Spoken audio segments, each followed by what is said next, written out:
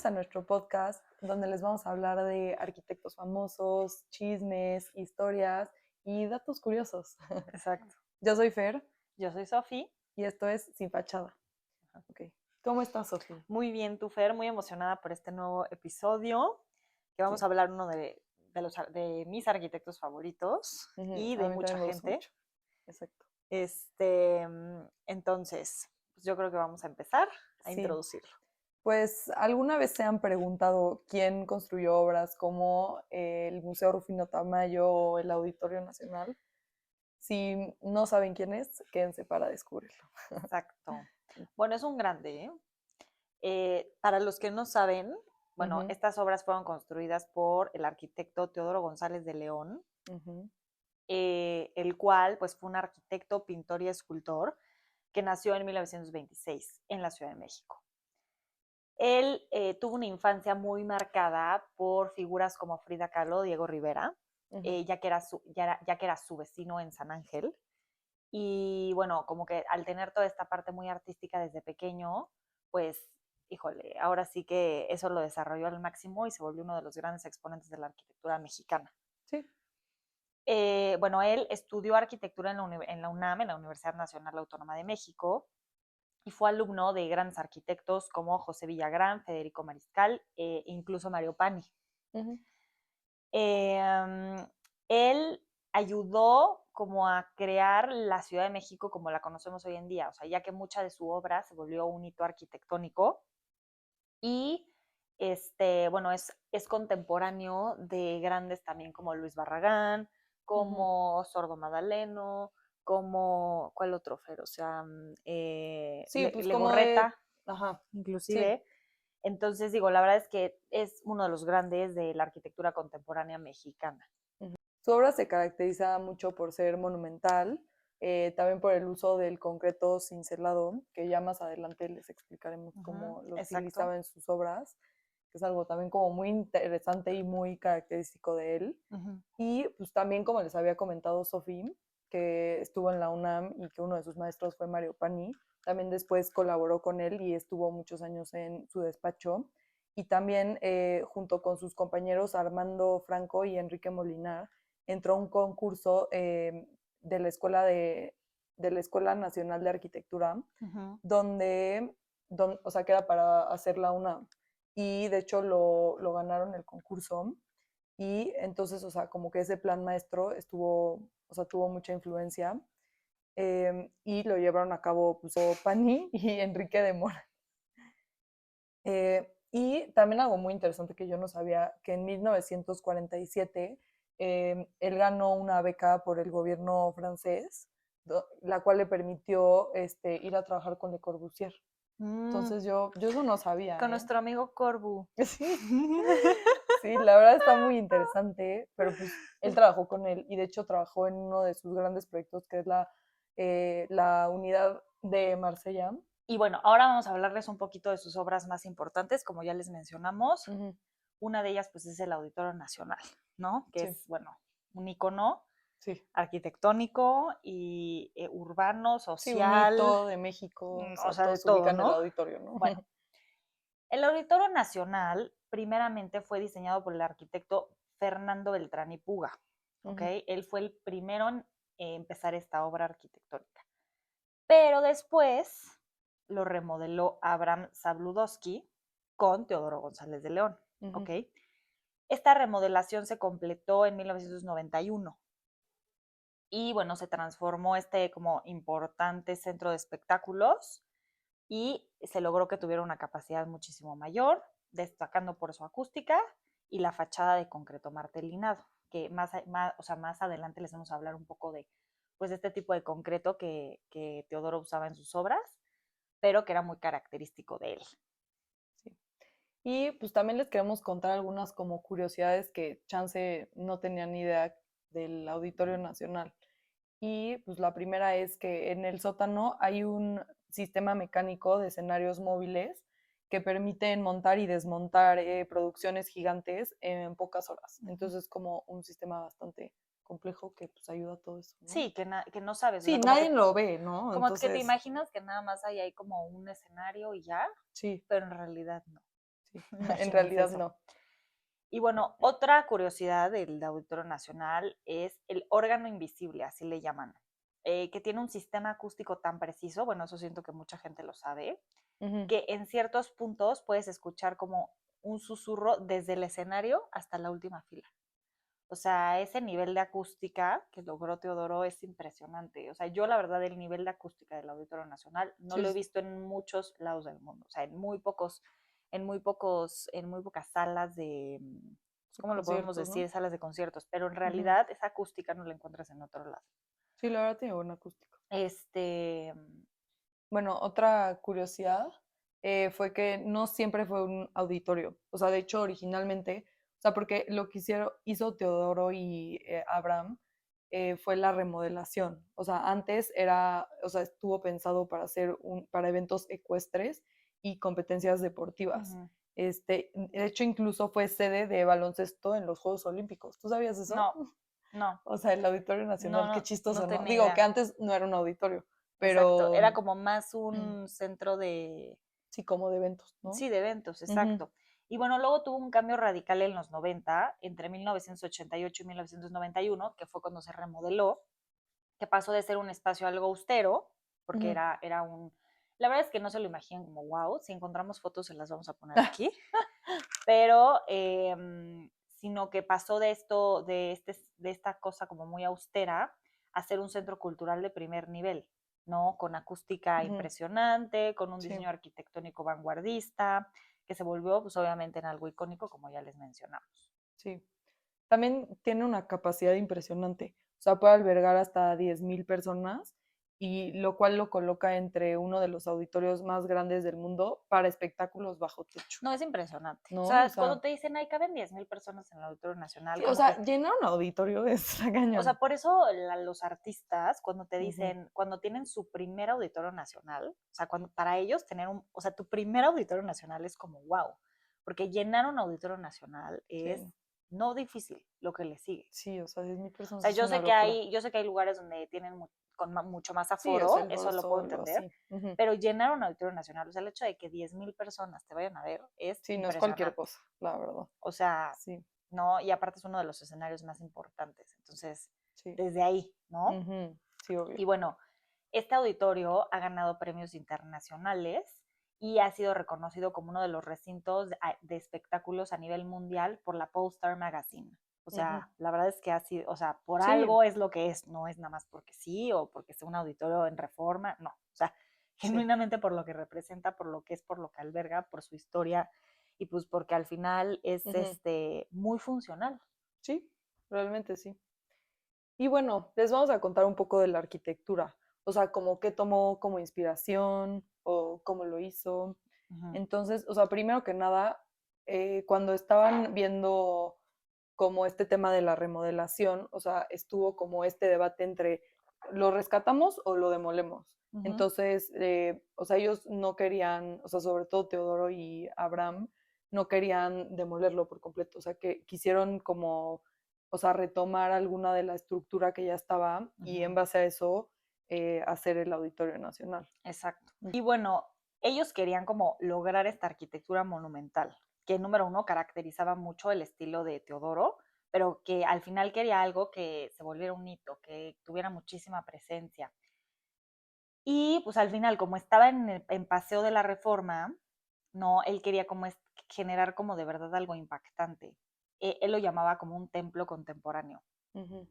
Y por eso él creó estas enormes escalinatas y la fachada amplia que se siente como una plaza pública. Ujú. O sea, él quería como que lograr no nada más que el auditorio fuera como este lugar de espectáculos y de performance. Él Ujú. quería también que la plaza no nada más adornara Paseo de la Reforma, sino que se volviera como un punto de encuentro de mucha gente, Ujú. ¿no? Y eso siento que lo logró. Claro. Y yo sabes también que siento, o sea, su obra está muy inspirada como en la cultura prehispánica y así, y siento que como la escalinata para entrar hacia el auditorio como que, o sea, sí te da esa sensación de que, o sea, es como medio una pirámide, ¿no? No, y Entonces, su arquitectura muy es como, mexicana. sí es Ujú. mexicana, prehispánica, pero contemporánea. Ajá, o sea, como que lo traduce muy bien a la Exacto, época actual, pero exacto. siento que eso es muy interesante, o sea, siento que pocos arquitectos como que tienen esa inspiración tan mexicana. No, la verdad. y también lograda, ¿eh? Y también lograda, sí, Porque 100%. o sea, porque si lo hubiera tomado como la arquitectura literal, Sí, muy literal, no. hubiera hecho una pirámide horrorosa y no se hubiera entendido. A ver, esto Sí. siento que lo entiendes ya que o eres arquitecto o estás en el mundo del diseño o te interesa la historia y la cultura del arte, te puedes poner a entender de, por qué la arquitectura de Teodoro es como es. Pero si no, la verdad es que no te das cuenta. Si yo ahorita les platico y les digo, miren un poco la estructura del Auditorio Nacional y les digo, oiga, pues está inspirada en esto, chance ya lo ven.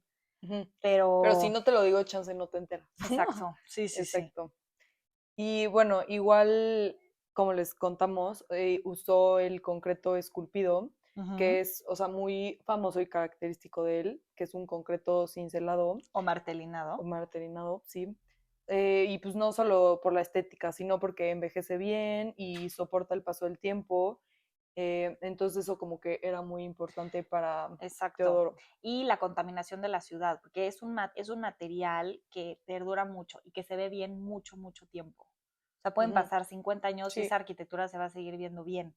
¿Por qué? Porque requiere poco mantenimiento, ¿no? Porque Ujú, no tiene un acabado sobre, porque de cierta manera sí le estás dando un acabado, porque estás como cincelando el concreto, entonces le das esta textura rugosa, ujú. pero al mismo tiempo si se ensucia, no pasa nada. Sí, Se va a o sea, seguir es viendo como bien. parte del hasta atractivo, ¿no? No sé, o Exacto. sea, siento que Exacto, y bueno, ese tipo de, más bien ese uso del concreto ujú, es el que Teodoro le da a muchas de sus obras. ujú, Por eso es muy fácil identificar qué obras son de son de él, Teodoro. ajá, Ujú. sí.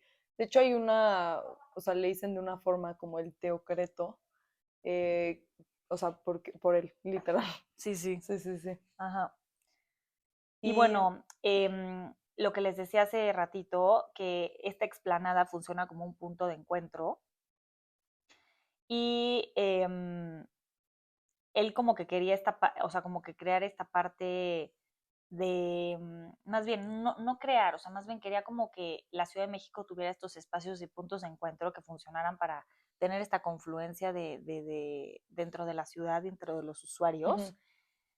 Y que no nada más, lo que les decíamos, que no fuera nada más un lugar que se utilizara para la gente que va al Auditorio Nacional a ver un ujú, evento, sino realmente que afuera se volviera como este punto de encuentro urbano, social, para la gente, para que puedan como interactuar, ¿no? ujú, Y siento que eso lo logró, porque hoy en día tú vas y pasas por la plaza del Auditorio Nacional y sí. está llena de gente, llena de vida, la Ujú. verdad. Sí, la verdad sí es una plaza como muy concurrida. Exacto. Y bueno, desde el principio concibieron en el edificio que conviviera con el arte público. Entonces pusieron la escultura que se llama La Luna de Juan Soriano, y esto no fue añadido, o sea, después, o sea, esto desde el principio lo quisieron integrar en el plan. Exacto, o sea, sí, no fue añadido, sino que ya lo habían diseñado en base a eso. Ujú, Y bueno, para el tema del sonido y la acústica, porque, pues, a ver, obviamente Teodoro, con todo y que era un grande, pues no era ingeniero acústico, la no. verdad, o sea, y Sí, hay no, que saber, ¿no? sí, Y obvio. yo creo que es muy sabio de parte de los arquitectos y de parte de los profesionales saber como tu área de expertise, ¿no? Y decir, oye, la verdad es que este no es mi fuerte, prefiero colaborar con gente que sepa de este tema en específico. ¿Por qué? Porque eso te hace lograr cosas muchísimo Sí, más. mucho más padre, es obvio, siempre en Exacto. colaboración. Entonces digo, él trabajó de la mano con expertos para la forma interior del auditorio y los materiales y como que todo, para que pues la acústica fuera de clase mundial. Y Ujú, la verdad es que lo logró, sí, sí, ¿no? O sí. sea, porque mucha gente dice, ay, ¿cómo un arquitecto logró esto? No, a ver, el arquitecto sí, por la especialidad, por la monumentalidad, pero al final lo que hizo que la acústica del Auditorio Nacional fuera lo que es que realmente él se asesoró con expertos y trabajó de la mano con ellos, Ujú, que la verdad, pues eso es lo que hizo que el proyecto también destacara muchísimo en otras partes del mundo. ujú. Bueno, igual la escalera frontal no solo es funcional, o sea, también está pensado para dar esta sensación al público de que estás como ascendiendo hacia un evento cultural como si fuera una ceremonia. Entonces eso está interesante, Eso ¿no? está O sea, interesante. siento que también hasta viene otra vez como retomando esto prehispánico, donde, Ujú, o sea, con las pirámides, ¿no? O sea, que ujú. subes hacia el centro, Hacia la deidad, hasta el, sí. sí. Entonces siento que eso, la verdad, está padrísimo como Ujú, integrarlo a su ujú. obra, ¿no? Y bueno, es una mezcla muy bien hecha de la tradición y la modernidad. Entonces él logró que el auditorio mantuviera esta esencia como lugar histórico, porque pues realmente eso es, pero pues con este toque moderno y funcional para espectáculos de gran formato, ¿no? Entonces siento que todo esto lo logró, no sé, lo logró muy bien. Es uno de los edificios más importantes. A mí en lo particular me gusta mucho. Se me hace un espacio muy bien logrado a nivel, o sea, tiene mucha funcionalidad, o sea, desde los accesos, las salidas de emergencia, cómo entra la gente, cómo sale la gente. O sea, tú cuando vas al Auditorio O Nacional, sea, la verdad es muy cómodo ir, ¿no? no sientes que, híjole, todo el mundo se achoca, que nadie, o sea, como en el Foro Sol, por ejemplo. O sea, Sí. tú vas a un evento en el Auditorio O sea, Nacional, está bien planeado. sí, o sea, tú entras a tu lugar, Sí. no te estoy diciendo, ay, todo el mundo se desaloja rapidísimo y no va a haber gente, no, pero la manera en que la gente sale es muy eficiente, es muy rápido, es una, o sea, y a diferencia de otros lugares donde hacen eventos, la verdad es Sí, yo que también siento que está mucho mejor planeado que otros. es muy cómodo. Yo amo ir al Auditorio Nacional, odio ir al Foro Sol. De acuerdo, la verdad el Foro No, Sol o sí es sea, un desastre. ahí te roban, o sea. Sí, sí, amiga, ya es la buena. Bueno, y ahora les vamos a platicar un poco del Museo Rufino Tamayo, que es una joya brutalista con alma mexicana. Esta obra fue construida por Teodoro González de León y también por Abraham Sabludowski. ¿Otra Y vez? otra vez, exacto, sí, había pensado, pero sí. Y se distingue por ser una obra brutalista, sensible, con concreto martelinado, Otra vez. sí, líneas sólidas y formas Otra monumentales. vez. Sí, pero sin imponerse y envuelvan al visitante en una atmósfera introspectiva. Exacto. Digo, a pesar de que, o sea, todas estas características que Fer les platica de este museo, pues obviamente van mucho de la mano con el Auditorio Nacional. ¿Por qué? Sí, Porque son obras del del mismo mismo arquitecto, sí, bueno, de los mismos arquitectos. pero aún así son muy diferentes. Y la sensación de uno a otro es completamente distinta. Con todo y que es el mismo material, es la misma monumentalidad, es la misma esencia, son obras completamente distintas en funcionalidad, en programa, en intención. Sí, pero al final yo sí creo que tienen como una línea de diseño. O sea, pues al final siento que sí es muy común que ves una obra de un arquitecto y como que no es que la replican, pero pues es su estilo, ¿no? Sí, O no, y es sea, completamente válido. Y eso lo hace hasta muchísimo más relevante y muchísimo más interesante, porque, o sea, sí, porque saber replicar algo. No pero es que la diferente. pregunta, no, la palabra no es replicar, porque no lo estás haciendo igual. O sea, el saber tener tu estilo y saberlo adaptar a cada proyecto Sí, a las necesidades, al y contexto, que a no se todo. vea igual que tus otros proyectos, pero que al final sea tu sello, pero que al mismo tiempo, o sea, es muy complicado, ¿eh? O sea, no es fácil. Sí, no, no cualquiera.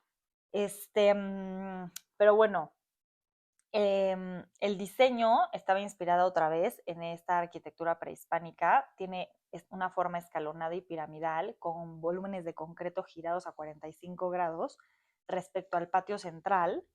Y esto te evoca como si fueran plataformas mesoamericanas integrándose al bosque de Chapultepec, como si salieran del suelo. Ahí les vamos a poner unas fotos para que vean de qué les estamos hablando, pero la verdad es que es un gran proyecto, es una Sí, es súper joya. bonito, sí.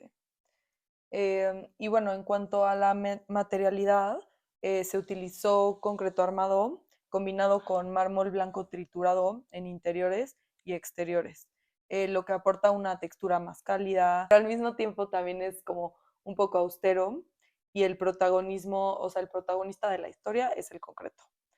Y también destacan materiales como el cristal y la madera en los pisos. Y bueno, este museo tiene una conexión muy fuerte con el entorno natural alrededor de él, que bueno, es el bosque. Él no, o sea, esta estructura no compite con el bosque. O sea, Teodoro no quería que se viera como un museo que, pum, se puso en medio del bosque y se acabó. O sea, él quería que platicara con el entorno. ¿Y cómo lo logró? Haciendo como si esta estructura saliera del bosque. Y, y es como si una roca brotara del terreno y como que se posara encima de la ciudad. O sea, es como súper interesante y súper poético, si lo quieren ver así, pero es la realidad. Eso es lo que él quería hacer y él lo logró. Sí. Y también, pues algo muy importante en todos los museos es la iluminación. Y aquí fue clave. O sea, utilizó claraboyas, lucernarios, vanos superiores y laterales donde controlaban la entrada de la luz natural. Y, o sea, que en un museo tiene que ser como difuminada y muy suave. Y este juego con la luz artificial también crea contrastes profundos, subrayando tanto la textura arquitectónica como la experiencia estética del arte. Y bueno, hablando de la espacialidad y el recorrido del museo, este museo como que se estructura a través de patios, rampas y vacíos, ¿no? Y esto genera como un recorrido fluido para los usuarios en los que sienten que no necesitan ver a dónde ir, sino que el mismo museo los va llevando. Y eso es increíble. Cuando encuentras un museo que te va llevando solito, es de verdad súper agradable. Porque de verdad hay museos que luego te confundes, ¿no? Te pierdes, o ya te pasaste y te faltó ver un cuarto de acá y no te diste cuenta y entonces ya te saliste y ya no lo viste. Y la verdad es que es complejo, ¿no? Entonces, sí, es muy importante la circulación en los museos. Exacto. Entonces, bueno, lo que hace Teodoro es que él quiere que los visitantes del museo como que desciendan niveles sin darse cuenta a través de rampas. Esto genera que y esto también va generando como pausas contemplativas interconexiones entre las salas para que como que los usuarios de cierta manera puedan tener este tiempo de contemplación y pausa que requiere un museo para realmente apreciar lo que hay dentro de él, ¿no? Sí, y bueno, pues gracias a todo esto que ellos contemplaron, hicieron, pues obviamente se llevaron un reconocimiento por la funcionalidad del museo, por el diseño arquitectónico y por la sensibilidad cultural. Se llevaron el Premio Nacional de Ciencias y Artes en Bellas Artes en 1982.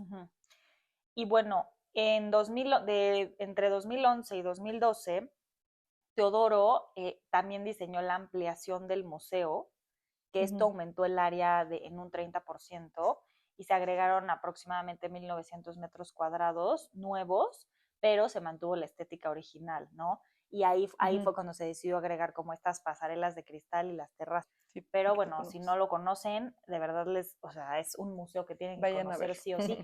No tanto por el arte, o sea, ni siquiera por el arte, o sea, que el arte que hay dentro es espectacular, sino por la arquitectura, por lo imponente que es, por lo contemplativo que es, porque es un gran plan, o sea, para ir a una cita, para ir con amigas, aparte, para ir ¿sabes qué? Yo siento que, a ver, como este museo está enfrente de antropología, o sea, como que luego mucha gente ni siquiera como que se da cuenta que está el Museo Rufinio Tamayo. Por lo mismo. Como que no es tan evidente como esa relación, entonces siento que luego la gente no lo conoce tanto. No, y no lo conocen porque justo es un museo que respeta tanto el entorno. Ajá, que no lo ves. Que dices, híjole, hay algo y entiendo que hay algo, pero ni siquiera sé qué es. Pero entonces hasta que entras te das cuenta de lo monumental que es y de lo extraordinario que es, la verdad. Sí. Entonces no dejen de ir. Sí, les recomendamos mucho ir, la verdad. Sí. Entonces ahora les vamos a contar un poco de los arquichismes. Tenemos muchos arquichismes de Teodorito. Exacto, sí. Digo, siento que no sé si son, bueno, no, sí, no, chismes. es que, miren, chismes, quiero datos dejar curiosos. algo claro para todos nuestros seguidores, espectadores, amigos.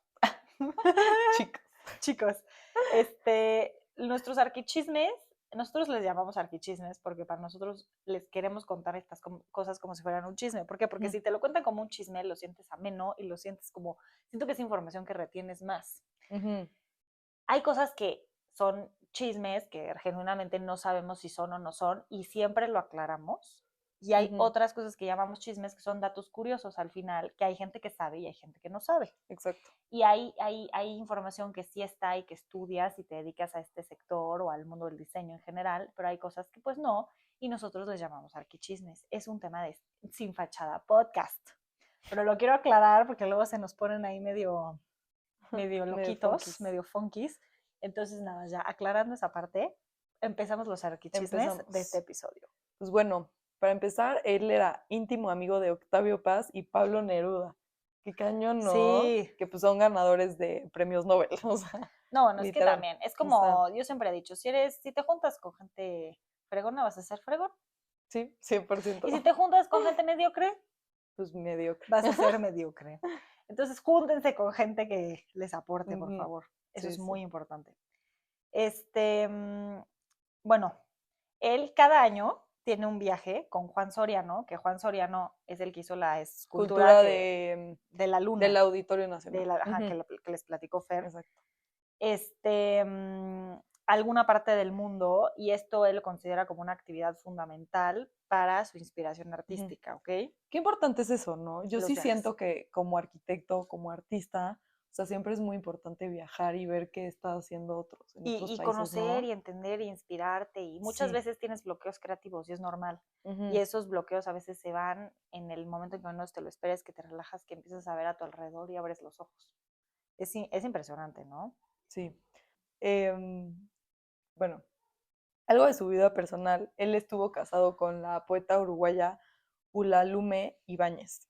Se casaron en 1948 y pues ella fue una reconocida poeta y ensayista latinoamericana, con quien tuvo 3 hijos y quien utilizó el apellido del arquitecto para hacer su quehacer literario aún estando divorciados. Pues sí, chica lista. Pues sí, dijo, de aquí soy, ¿no? O sea, seguí usando su apellido de casada. Se colgó de la fama. Se colgó de la fama de su esposo. Y bueno, él mencionaba mucho que él tenía actividades diarias como para como tener este enfoque. Él nadaba, él pintaba y él se comía un plátano dominico todos los días. Fun fact, por si tenían duda de su dieta. ¿Qué hacía, Teodoro? Esto. Plátano dominico. No plátano, güey. Plátano dominico. Sí. O sea, los chiquitos, vaya, si no saben. Pero además de lo del plátano, él desayunaba un huevo pasado por el agua al que le echaba pedazos de pan tostado. Luego nadaba 2 horas, actividad que realizaba desde los 17 años. Muy fit. Era muy fit el hombre. Entonces, por eso él no es tan estresado, ¿será? Pues no sé. No, yo creo que sí se estresaba, chica, sí, pero es que, a ver, vivió hasta los 90 años. Sí. O sea, entonces... Pero esto igual, o sea, esto de la nadada lo complementaba con una rutina de ejercicios que acompañaba de cereal seco y pues su plátano, que ya les mencioné. Y bueno, todo esto era necesario para pintar, para poder pintar y hacer sus actividades diarias. Sí, para él era muy importante pintar, o sea, como que era todo un artista. Sí, ¿no? Sí, él decía que era como su manera de inspirarse y su manera de tener como como, no sé cómo explicarlo, pero como chakra creativo. Exacto, chakra creativo. Ándale, me entienden, ¿no? O sea, como esta cosa para poder fluir bien. Bueno, también otra cosa, él viaja 3 veces al año a Nueva York porque tiene un departamento desde hace 40 años que está ubicado como a 2 cuadras del Lincoln Center en Manhattan. Y, o sea, lo cual le ayuda justo a visitar frecuentemente exposiciones, galerías, museos, conciertos. Entonces, como que pues eso pues, aporta su conocimiento 100% artístico, ¿no? Y bueno, así como pintaba, pues él posee la colección más completa de música clásica contemporánea en México. Está muy interesante eso. O sea, yo no sé cuánto ha de costar esa colección, ni quién la tiene, ni nada, pero la tienen.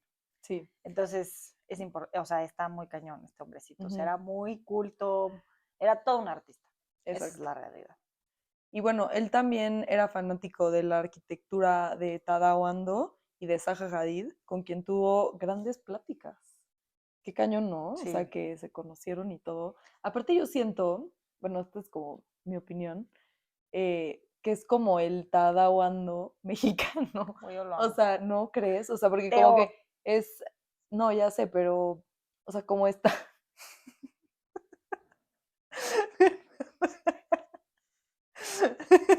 Teo.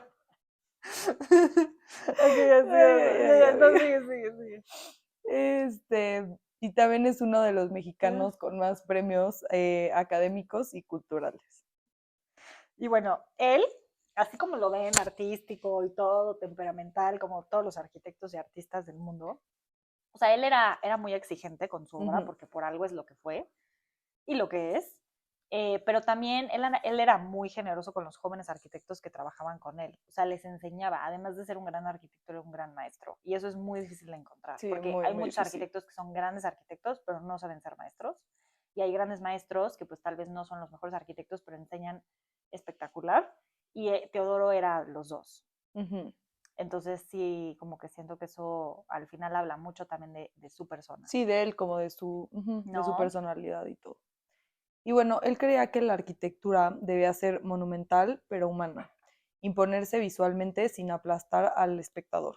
¿Tú qué opinas? ¿Crees que sí lo logra? No, sí, definitivamente. Sí, o sea, porque siento que sí es como monumental, pero no lo sientes como encima, que, Sí, o sea, que dices, no, wow, o sea, sí, está too exacto. much, ¿no? Y bueno, él decía que utilizaba este concreto cincelado martelinado del que ya les platicamos, porque él decía que era un material honesto, que dura mucho y que tiene dignidad. Y la verdad es que sí, es un material que pasan los años, años, años, años y se va a seguir viendo pues muy contemporáneo del momento, ¿no? Sí, Entonces siento que, pues eso sí, por eso lo usaba y siento que fue un gran acierto para su obra, sí, ¿no? 100%. Él pensaba que los edificios deben dialogar con la ciudad. Por eso creaba explanadas, escaleras amplias y espacios públicos integrados. Ujú. Y bueno, era lo que o sea, lo que les decíamos, ¿no? Que para él la arquitectura debía resistir las modas, tenía que ser atemporal. O sea, para él lo importante es que un edificio se viera muy bonito y se siguiera viendo espectacular después de 50 años. Bueno, él, cuando estuvo trabajando con Le Corbusier en lo de la unidad habitacional de Marsella que les platicamos, él vivía en un pequeño cuarto en París y dormía sobre una tabla. Esto lo hacía para ahorrar dinero, según él, porque pues sí, no, imagínense, era carísimo. Fíjate lo caro de París. También él prefería dibujar a mano para conceptualizar sus proyectos, incluso en la época en la que ya habían computadoras. O sea, él era de los arquitectos que seguían dibujando y la verdad es que es súper importante. O sea, yo la verdad hay muchas cosas que sigo dibujando. Se ha perdido, la verdad, se ha Mucho. perdido mucho, mucho, mucho y siento que no hay como bajar las ideas de la mente a la mano en el papel que usar la computadora, Sí, aunque es una gran herramienta, ¿no? sí, Y bueno, obviamente. él nunca se retiró, o sea, él seguía yendo a obras, él seguía yendo, revisando planos y todo hasta que tuvo 90 años y falleció de causas naturales. Sí. Pues qué cañón, ¿no? El Sí, plátano dominico sí, le no, y ayudó. 2 horas de natación, yo creo que también fue eso, Sí, ¿no? ¿no? Y bueno, algunos arquitectos que trabajaron con él fue Francisco Serrano, colaboró en sus primeros años y luego fue autor de obras icónicas como el Hotel María Isabel Sheraton y el Centro Cultural Universitario de Ujú. Tlatelolco. También trabajó con Carlos Tejeda, que él participó en la ejecución de proyectos corporativos y museísticos. O sea, todos estos arquitectos que les estamos mencionando, algunos trabajaron directamente con él o para él, algunos colaboraron con él y algunos tuvieron influencia en su trabajo. Sí, también estuvo Manuel Larosa, aunque más independiente, pero colaboró con Teodoro en obras institucionales, Y bueno, otro, Abraham Zabludowski, que que ya bueno, les él hablamos de en estas en obras. el Museo Rufino Tamayo, en el Auditorio Ujú. Nacional, él no fue su empleado, o sea, él realmente fue como su socio frecuente. Y también otro de los proyectos que hicieron, además de esos que ya les mencionamos, fue el Colegio de México. Ujú. También colaboró con Vicente Alonso, eh, colaboró en su equipo durante varias décadas. Y un último, Michel Rotkin, que bueno, también seguro muchos lo conocen. Ujú. Él no trabajó como un empleado, pero, o sea, Michel ha dicho en muchas entrevistas que Teodoro fue una influencia clave para su trabajo y que también visitó su taller en muchas ocasiones. Sí, interesante. Ese último creo que no sabía. Sí, no me encantó. ¿No? Y bueno, para concluir este episodio, Como que, ¿qué concluyes de él, Sofía? O sea, ya sé que te encanta, pero, o sea, ¿qué concluyes de su obra? Siento que es un arquitecto que tiene como esta parte muy sobria, muy monumental, muy fuerte en su arquitectura. Él no necesita como utilizar muchísimos acabados o acabados importados de no sé dónde Ujú, o cosas que para que su arquitectura sea como muy especial. O sea, ujú, él realmente como con poco hace mucho, ¿no? Casi casi como Mies van der Rohe, tiene esta frase como de less is more, ujú. pero independientemente de eso, como que la escala y la manera en la que él trabaja con estas escalas tan grandes y tan bien hechas hace que su arquitectura sea muy, pues muy espectacular. Es muy Claro, difícil, las escalas en la arquitectura son muy difíciles, la sí, verdad. O sea, porque tú puedes hacer algo, sí, saberlas manejar. sí, y que se vean bien y que funcionen y que que hablen con el entorno, es Ujú. complejo. Eso por un lado, ¿no? Y bueno, a mí sus edificios siempre se me han hecho como estas esculturas habitables, Ujú. siempre. Sí, es muy escultórico. Igual que, o sea, eso es una arquitectura que nunca va a envejecer mal, que se va a seguir viendo bien. Y le importa mucho la experiencia del usuario. O sea, independientemente de que se vea espectacular la arquitectura, le importa mucho qué es lo que el usuario va a sentir estando ahí, o sea, cómo lleva el usuario por cada una de sus obras, por cómo dialogan con la arquitectura. Y bueno, además de que pues logró como estilo que lo caracteriza tanto, que hizo que pues cualquiera sepa reconocer una obra de él, ¿no? Ujú, sí. Pues yo igual, o sea, concuerdo como con todo lo que dijiste, o sea, creo que es un gran arquitecto y su obra me encanta a mí. Y justo también siento que tiene una línea de diseño muy clara, o sea, como que fácilmente lo reconoces, pero aún así yo siento, o sea, porque él también hizo edificios como el Dorito o como el Pantalón, Uh-huh. que, o sea, siento que él también se supo como adaptar un poco, Uh-huh. o sea, y ser un poco más moderno. O sea, como que siento que sí, no es que cambió su estilo, pero sí, o sea, tuvo como un cambio en su arquitectura y se adaptó como a cosas un poco más modernas, que siento que eso es muy difícil, Sí, porque siento que no cualquier arquitecto como que sabe como cambiar un poco su línea de diseño sin perder su esencia. Y también sabiendo que pues también la arquitectura ha evolucionado, la gente, la sociedad, Exacto. y No, que hay quieres nuevos cosas, materiales, hay nuevas cosas, o sea, tendencias. tendencias, exacto. A la gente le gusta ya otro tipo de arquitectura, hay nuevos sistemas constructivos. Entonces siento que él sí se supo adaptar muy bien a todos esos cambios. Sí, exacto. Sí, Pues bueno, eso fue todo por el episodio del día de hoy. Esperemos que les haya gustado mucho. sí. Los esperamos el siguiente martes para nuevas historias, nuevos arquichismes, nuevos fun facts, curiosidades, historias reales, testimonios, todo lo que nosotras les contamos en Sí. este podcast. Sí. Esto fue Sin Fachada y muchas gracias.